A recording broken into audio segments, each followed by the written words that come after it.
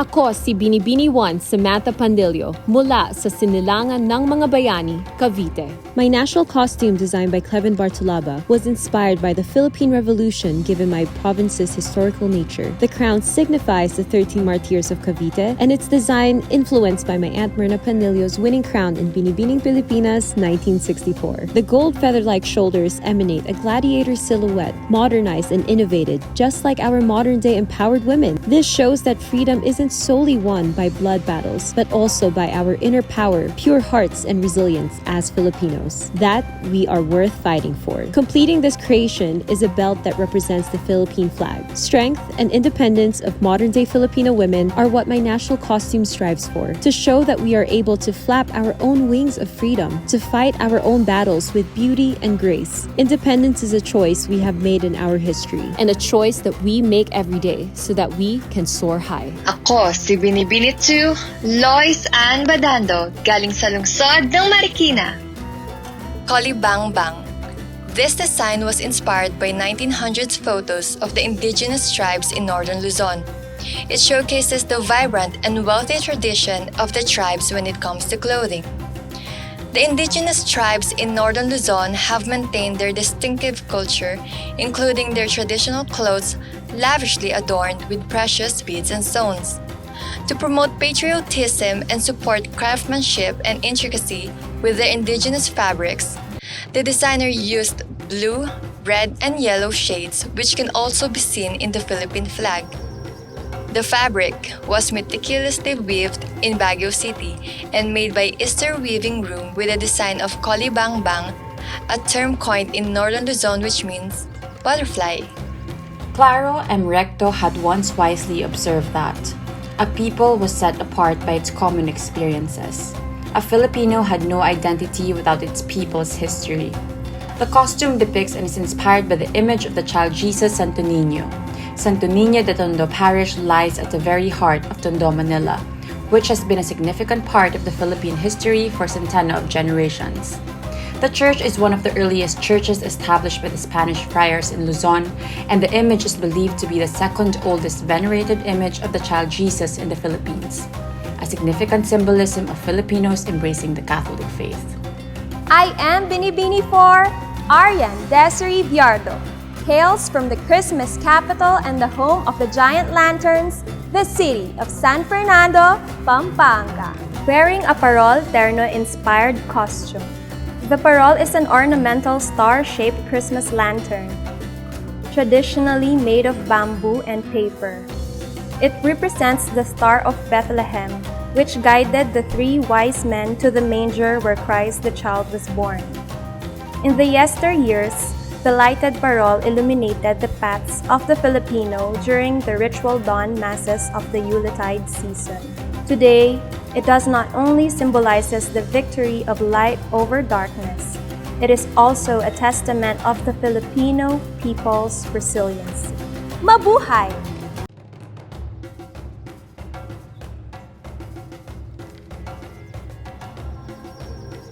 Ako si Binibini 5, Princess Kian Esmela Guanzon, galing sa Occidental, Mindoro. Ang suotang ito ay sumisimbolo ng kultura, tradisyon, sining at kabuhayan ng mga mangyan. Ang mga mangyan ay kilala sa pagiging masipag at malikhain. Ang kanilang pangunahing hanap buhay ay pagtatanim ng palay, gulay, prutas at pangingisda. Ang buntot ng aking kasuotan ay nagsisimbolo sa dagat kung saan kumukuha ang mga mangyan ng kanilang ikinabubuhay, at ang detalye sa pangitaas na kasuotan naman ay nagsisimbolo ng kultura at sining. Isa sa pangunahing likhaing sining ng mga mangyan ay ang pakudos, na sa paniniwala ng mga katutubo ay nagtataboy ng masasamang espiritu sa kapaligiran. Ang mga aksesaryong mangyan din ang nagbibigay palumuti sa aking buhok, lieg at bewang na magpapakita ng pagiging malikhain ng mga mangyan sa larangan ng sining at kultura.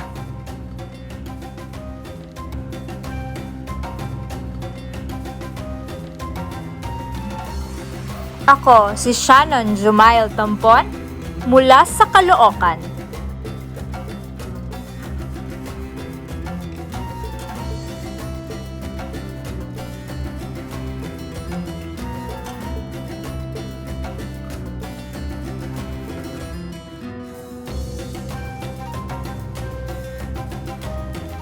Ang kasuotan ay lumalarawan sa tanyag na monumento, ang pangunahing palatandaan ng lungsod ng Caloocan.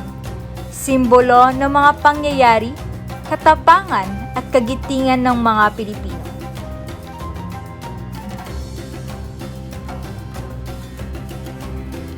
Ang modernong kasuotan ng Lakambini ng Caloocan ay hango sa kasuotan ni Andres Bonifacio, na hawak ang tabak at bandila ng katipunero. Ito'y sumisimbolo sa mga makabagong kababaihan, lumalaban at patuloy na itinataguyod ang karapatan ng bawat kababaihan at ng mga inaapi sa lipunan. Isang adhikain na mula noon hanggang ngayon ay patuloy na isinusulong upang manatili ang pagkakapantay-pantay ng karapatan ng bawat mamamayang Pilipino.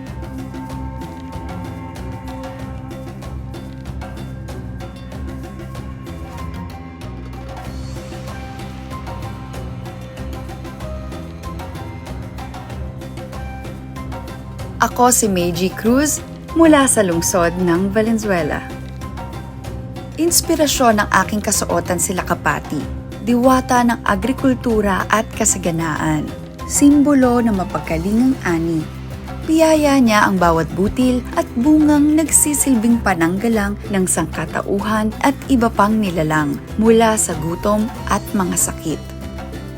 Samantala, ang mga pakpak ng tutubi ay simbolo ng bagong simula. Nagpapaalalang laging may pag-asa sa gitna ng mga pagsubok. Imahe naman ng iba't ibang uri ng ibon ang aking putong, sapagkat tulad ng kanilang sigla sa paglipad, tayo rin ay may laya at kapangyarihang tugisin ang ating mga pangarap. Tiyaga at pangangalaga, yan ang kinakatawan ng aking mga kumikinang at dambuhalang kuko. Mga gawi at pag-uugaling taglay nating mga Pilipino, susi sa ating bawat tagumpay. Sa kabuuan, ang aking trahe ay kombinasyon ng rikit na mga pinong puntas, tibay ng tansong metal, karilagan ng perlas at Swarovsking mga kristal. Isang mabining kasuotang tanging isip at mga kamay lang ng malikhaing Pilipino ang makagagawa. Ngunit ito'y higit pa sa pagiging kasuotan. Ang aking trahe ay simbolo ng aking dangal, ng aking pusong binibini, ng aking dugong Filipina.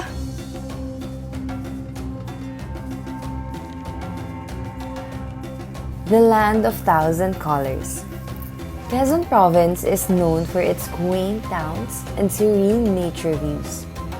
Not only are we proud of the rich coconut plantations in the province, but we also want to highlight the native dance that is truly Quezonian, the Jota Gumaqueña.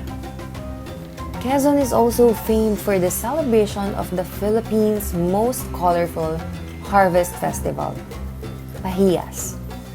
When one hears Pahiyas, keeping immediately comes to mind. It is a reflection of our farmers' gratitude for a very bountiful harvest. Kaya, tara na sa napakamakulay na lalawigan ng Quezon.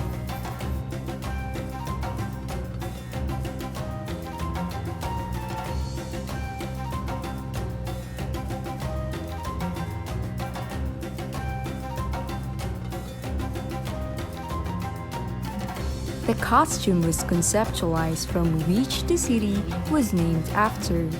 The headpiece embodies Luyong, also known as Anahaw, which represents victory, strength, and loyalty. The Batya symbolizes shield, protection, and defense. Along with this, it features the Mandaluyong's famous Lavanderos Festival.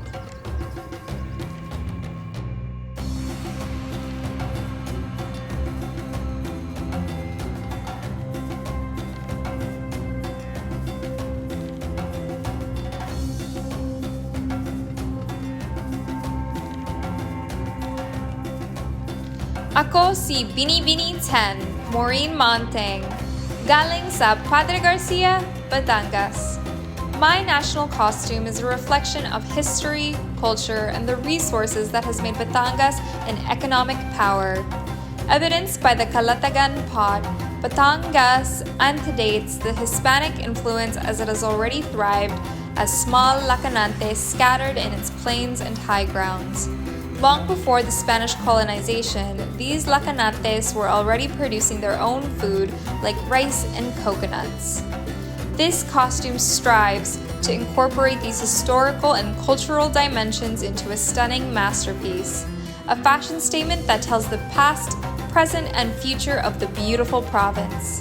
Batangas stands resilient, having experienced both volcanic eruption and the pandemic. This is a reminder of the hero in each and every Batangueño, rising despite all adversities. A mystical starry manok-inspired costume that is depicted as a fowl with colorful wings and tail. The magnificent yellow modern Filipiniana gown that represents the color of hope and joy amidst the crisis that the world is facing now. Embellished with jeweled sari-manok patches on the bodies of the gown, adorned from the famous and unique embroidery technique in Bukawe, Bulacan, called Araneta. An art that has been passed on through generations, a world-class craftsmanship, a masterpiece that is regarded as the beacon of yearning through these trying times. A modern, mythical, and cultural Filipiniana ensemble by the renowned Filipino designer Paolo Blanco. This is your Binibini 11, Bianca Luis Marcelo from Bukawe, Bulacan. Ako si Cinderella Feo Beniera, galing sa lungsod ng ginintuang pagkakaibigan at pintuang daan ng Hilagang Mindanao, Cagayan de Oro, Misamis Oriental.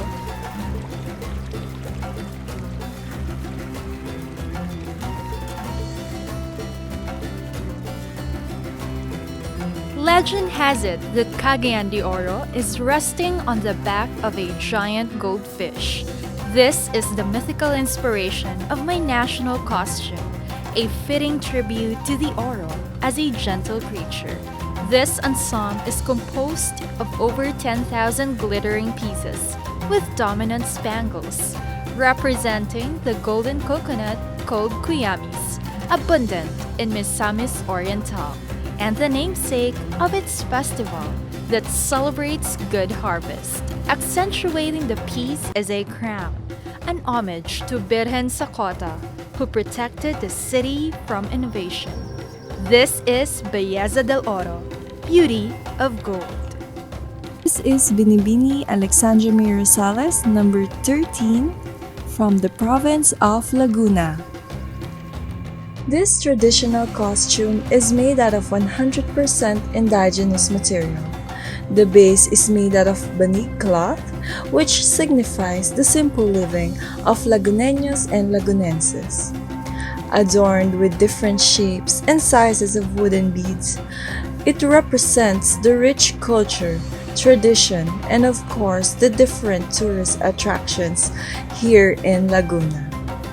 The fluorescent colors represents the grandiose festival, which is Anilag, Ani ng Laguna Festival. This is celebrated yearly every March as a form of thanksgiving to our Almighty God for the bountiful harvest from the Laguna lakes to the rice fields and farms. Mabuhay ang Laguna! Justine Beatriz Del Joseph Elizarta, Binibini 14, proudly representing Padada, Davao del Sur. Paglalakbay. The Vinta is a traditional sailboat inspired by the Moro and Sama Bajau tribe. It's a Philippine symbol that signifies migration and the colorful traditions from the island of Mindanao. With this creation, I carry the heart and soul of the tribe, their aspirations, and the hopes and dreams behind each unique hand-loomed embroidery made by Mindanao weavers. Family values are a big attachment to the Binta, as it provides means of livelihood and transport for each clan. And just like overseas Filipino workers, we leave no one behind when it comes to our loved ones. And this design is a story of ingenuity of the Filipino people, a symbol of courage, hope, and the resilience that lies within our nation. Ako si Binibini 15, Karen Lori Mendoza, galing sa Iloilo City. My national costume is inspired by Bulalakaw, a Visayan deity of illness and pestilence. Bulalakaw is believed to be a mythical bird with fiery feathers. According to the myth, Bulalakaw is a thin boy wearing a bird-like headdress, or even a genderless deity. This deity is worshipped by Babaylans and can be appeased by performing necessary rites and rituals. Bulalakaw visits the earthly plane in form of a comet. There's also a superstition for children: when a comet darts into the sky, children should not point at it, because the Bulalakaw does not like it and might punish them for that deed. According to the ancient culture, a comet is a symbolism of dread and a harbinger of doom, and also a messenger of the gods. Ako po si Binibining Kimberly Ladas Matikas-Tikas mula sa bayan ng mga Makata, Balagtas, lalawigan ng magagandang gilag at magigiting na bayani, Bulacan. Kinikilala bilang reyna ng mga kapistahan sa Pilipinas, ang Flores de Maria o Flores de Mayo na pinapaniwalaang nagsimula sa Bulacan, Bulacan noong 1865. Ang kasuotang ito ay obra ni Marvin Garcia na malinaw na nagpapakita sa pagkamalikhain ng mga Bulakenyo. Pinalilibutan ng daan-daang bulaklak at mga batong kristal na kumakatawan sa alhasan ng may kawayan na lalong pinatingkad ng magarbong kinayas na kawayan ng singkaban na isang anyo ng tradisyonal na arkitekturang Bulakenyo na sumisimbolo ng kasaysayan, sining, kultura at kalinangan ng sambayanang Bulakenyo. Ako si Binibini 17, Hannah Constantino Arnold, galing sa probinsya ng Masbate. A national costume reminds us of important pages of our history. The beautiful islands where we come from, the stories of our ancestors, and the unparalleled artistry of our people. As a young girl, the colors, music, and dances of our country brought so much joy to my curious eye. And so began my love for the Bulaklakan Festival. Hand-painted, hand-embroidered, and covered in petals to gracefully give honor to our Virgin Mary. Just like a flower blooming in time, Louis Pangilinan embraces the artisanal spirit of the costume, implying progress, dignity, and celebration, which also defines a Filipina. Ako ang inyong Binibini number 18, Maria Ruth Erica Queen mula sa lalawigan ng Nueva Ecija. Bigas, kanin, palay. This attire is more than just a representation of my province. The fully sequined body with palay embossed beads and beaded trails paints the picture of a prosperous rice field and the story of our identity. From the farmers who till the land, to the workers who reap the fields, to the people who prepare our meals. Palay is more than just a crop. This is the identity of the Philippines. It represents hardship during planting and tranquility during harvest. It represents life, passion, dedication, and the strong Filipino spirit of never-ending determination. Ako si Binibini 19, Gabriel Basiano, galing sa Burangan City, Eastern Samar. My costume is called the Golden Kalesa. Kalesa is believed to be the first introduced to the Philippines by Spain during the 18th century. It has served as a deluxe mode of transportation that only the rich and high-ranking officials can afford. It used to be Philippines' king of the road, long before the jeepneys arrived. This golden kalesa represents the shades of my hometown, Borongan City, Eastern Samar. I am wearing a mesh bodysuit that is embellished with thousands of golden Swarovski crystals. The carriage is adorned by hand-woven mat and most commonly known as bani, one of the major products of my province.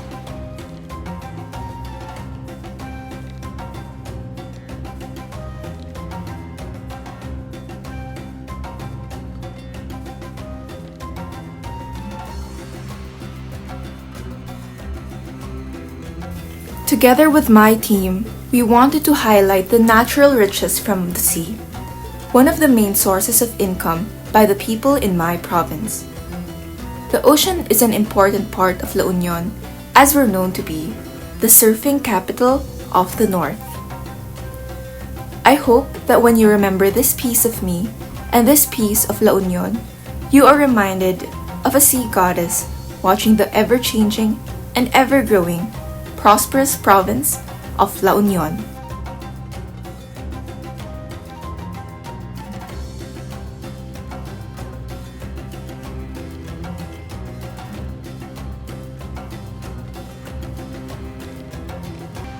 Ako si Binibini 22, Shari Nagyao, nagmula sa progresibong lalawigan ng Pampanga. DASE, Developing ITAS Strength Through Empowerment. Dase, which means banig in Tagalog, is the main fabric material of this masterpiece. The palay grains represent Pampanga's fertile soil and our hard-working farmers. The crown symbolizes the devotion and high spirituality of Pampanga's patron saint, the miraculous Virgen de los Remedios. Pampanga, a place full of love and a place full of dreams. There may be the toughest time when the Kapampangan region was devoured by calamities. Serenity was lost, but the pride and joy remained in every Kapampangan's heart, which regained who we truly are. Strong-willed, intense, willing to extend hands to build unity. And I am a Kapampangan. Pag maragul ko, Kapampangan ko.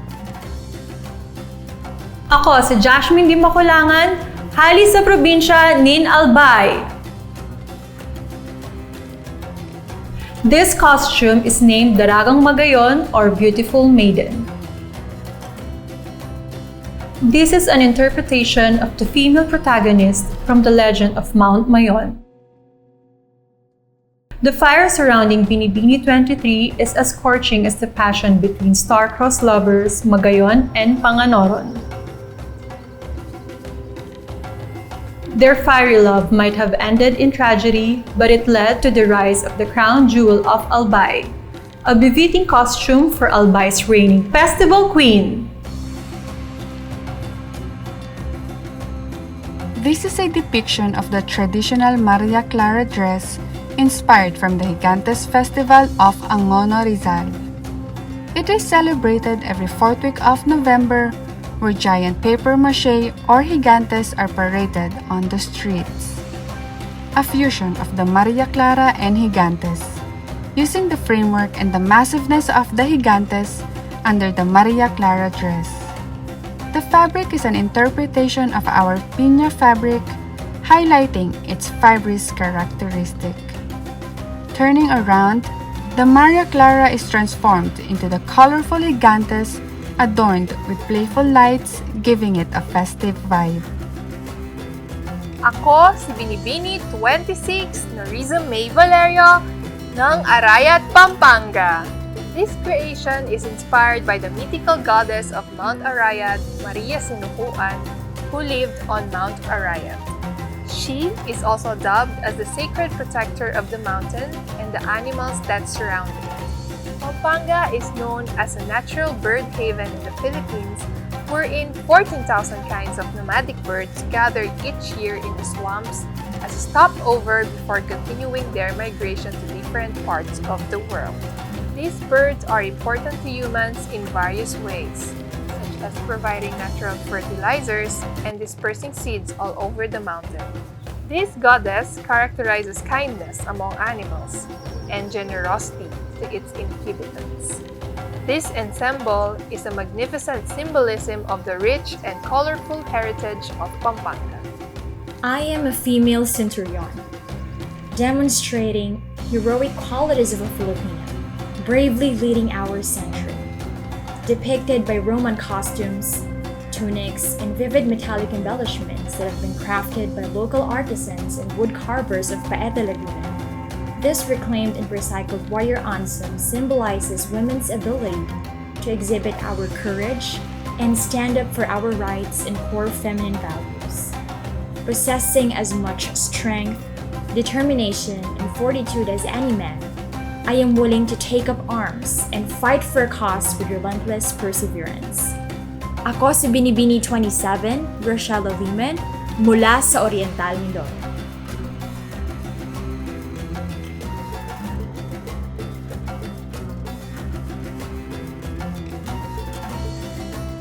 Pearl of the Orient, designed by Michael Barassi.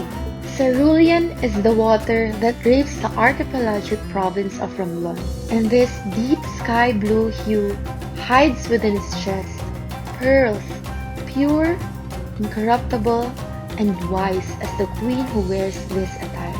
Miss Romblon wears the color of the waters that surround the province of Romblon, the stretches of white sand beaches which are arguably one of the best in the world.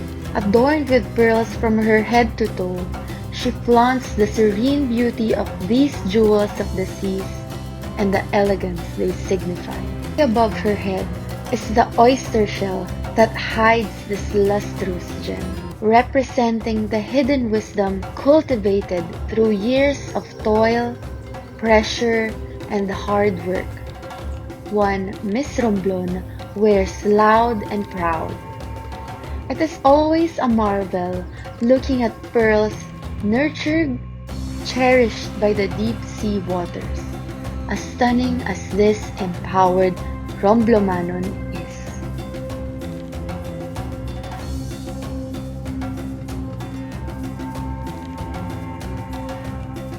Binibini 29, Alexandra Faith Garcia, lungsod ng Olongapo, lalawigan ng Zambales. Ulo ng Apo, the symbolic name where the city started. The Dove Warrior is a costume inspired by the piece engraved by Apo in Olongapo, who was beheaded by treacherous tribe members. In the hand is the Ulo ng Apo, which empowers the maiden to call for peace in everyone. The ideology of the headpiece worn came from the Dove Monument found in Olongapo City. A rallying cry is shown by the Dove Warrior, an excruciating shout for justice and fairness to all. The Dove Warrior calls for every modern Filipina to be the symbol of peace, like Apo. The Queen of Philippine Folk Dance, Bulaklakan. I am wearing a costume inspired by the famous Filipino folk dance, Bulaklakan. The designer of this national costume, Ms. Poisabian, came up with the idea using vibrant colors to represent the joyful culture of the Philippines. The bodies of this costume is a Filipiniana butterfly sleeves adorned with precious pearls from the South Sea. Spanish lace were used for the top fabric, and the flamboyant skirt is filled with flowers to signify festivity and glamour.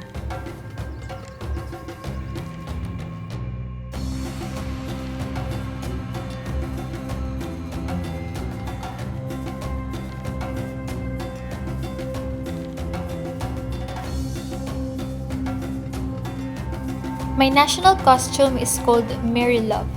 This was made to pay tribute to our Mother Mary, who has been our rock amidst the recent Taal volcano eruption. We chose to wear something that will signify the strength and hope of all Batangueños, especially people of Agoncillo who were greatly affected by the recent catastrophe. I carry with me the Holy Rosary, same with what most of the families have carried during the afternoon of January 12, 2020. It was our weapon, our shield, and our rock. In my head is a tiara that signifies unity among all Filipinos who helped us during our unforgettable nightmare. Its silver linings and crystal is a reminder for us to be grateful for everything that we've received. The trailing cape with thousands of Swarovski crystals represent thousands of Batangueños who is with me as I walk with this dress. Each step I take is a step closer in resurrecting our faith that one day soon, we will be triumphant once more. We also chose the color red as a manifestation of the burning desire of all Batangueños to rise from the ashes.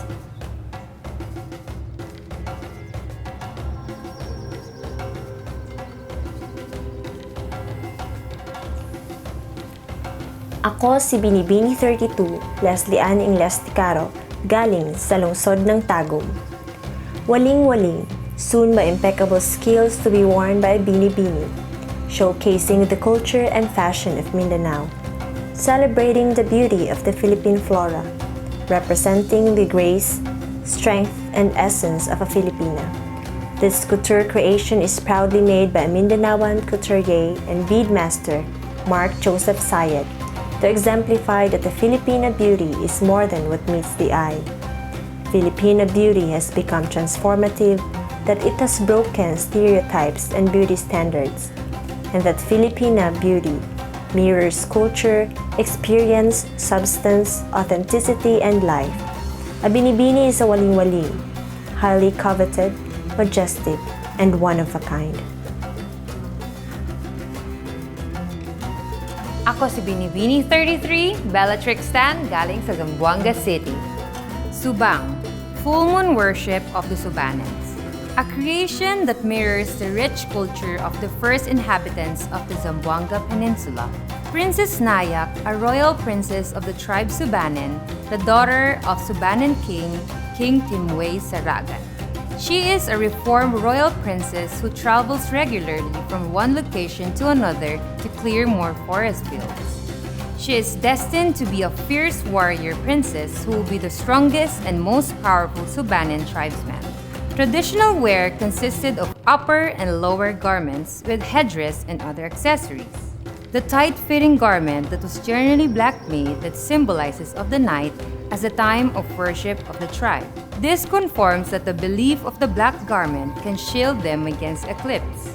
This attire in full regalia consisting of sub, upper, magpandyo, headdress, gilang, bracelet, singil, anklet. Aside from the pious signification of the black garment, it was practical on the part of the Subanans the use of gold details, as an expression of the tribe's beliefs in supernatural entities, and the red as a sign of blood for the defense of the tribe's ancestral domain. Sultan Kudarat Princess. Since time immemorial, brass body ornaments have been seen as symbol of status, especially in the southern Philippines. They signify the preservation of cultural values and immortality of royal beauty. Each style pattern epitomizes hard work and skills of the artisans. Sultan Kudarat, a Muslim ruler who reigned and asserted his leadership in the entire Sultanate of Maguindanao, was a paragon of a real warrior. It is only fitting that he will serve as the inspiration of this masterpiece. The details and patterns were hand-beaded and individually attached to the fabric to commemorate the journey and sacrifices of Sultan Kudarat before he became a revered hero of our country. Inal fabric, which is known to be worn by royal families and community leaders, is the main material used to complement the whole look of this national costume. Ethnic patterns and gold brass amulets and neck piece believed to be the symbol of power and sovereignty, which is still worn by the people of Sultan Kudarat. This masterpiece is a manifestation of modern interpretation of ultimate ruler and none other than the women of today embracing their talent and purpose to bring equality and fairness. The one who will wear the costume will surely exhibit a character of physical resilience, mental toughness, emotional stability, and spiritual fortitude.